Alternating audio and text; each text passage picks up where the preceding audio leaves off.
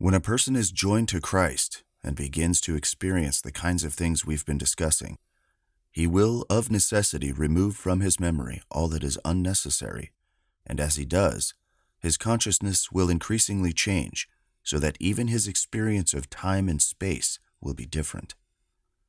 Passing beyond those narrow boundaries, such a soul expands in delectation and in sweetness toward the infinite. What do we mean by this? Simply that you no longer remain within yourself as before, because your spirit goes out towards the infinite. But this is not a movement across an endless extension of time or space, but rather an entry into the kingdom of heaven, which does not belong to time or space, neither does it undergo alteration, for it knows no variation or shadow due to change. James 1:17. In order to enter it, you have to cross over into a different environment, the eternal kingdom of the immutable God. After the experience of inner ravishment, then, we undergo a movement into infinity. Impelled by the sweetness of God, we sense that we're growing, expanding in mind, heart, and spirit, essentially through the ruling element of the intellect, as if we were opening up and crossing the threshold into the light of the kingdom of the heavens. At this stage, our thoughts are entirely removed from all that is earthly and changeable. Memories of other times and places, of other loves and desires, along with everything else, vanish like darkness with the rising of the sun. In the words of the Apostle Paul, we forget about what lies behind and extend ourselves forward to what lies ahead. Philippians 3:13. When we begin to experience these expansions of our being, these extensions forward, we become aware of our own relative infinity. How, we wonder, does this expansion come about, this movement from one place to another? How does it happen that we're both walking on earth and living in heaven? How is it that we can go about our daily tasks and at the same time be locked in the boundless embrace of Christ? I don't understand this. I discover, however, that this is another experience, not so much something I know, but something that I live. I had conceived of the spiritual life as something limited, as if I were standing in the middle of a circle whose circumference I could grasp. But now I begin to be aware of my spiritual hypostasis, the spiritual element within me that can be united with God.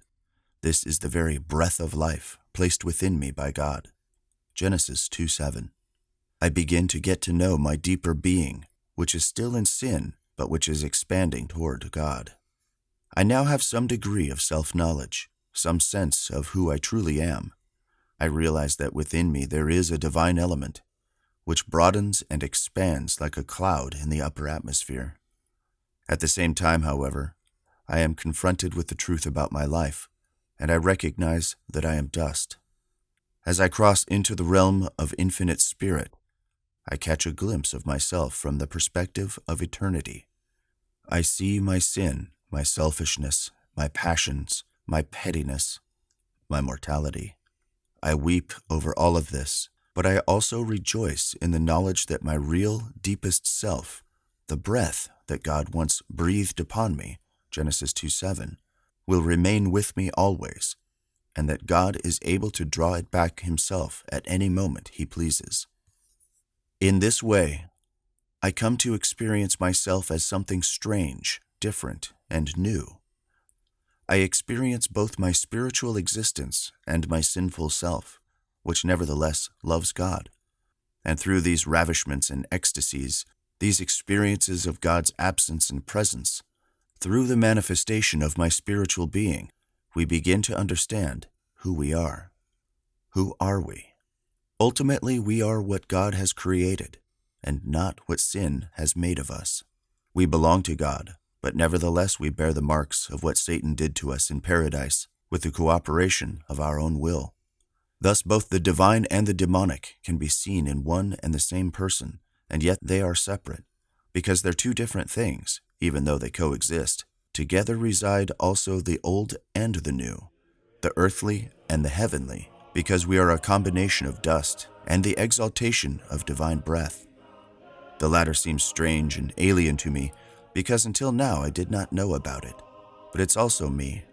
because it's been with me from the moment that God the Father breathed into me, and thus it is a part of me, my deepest being.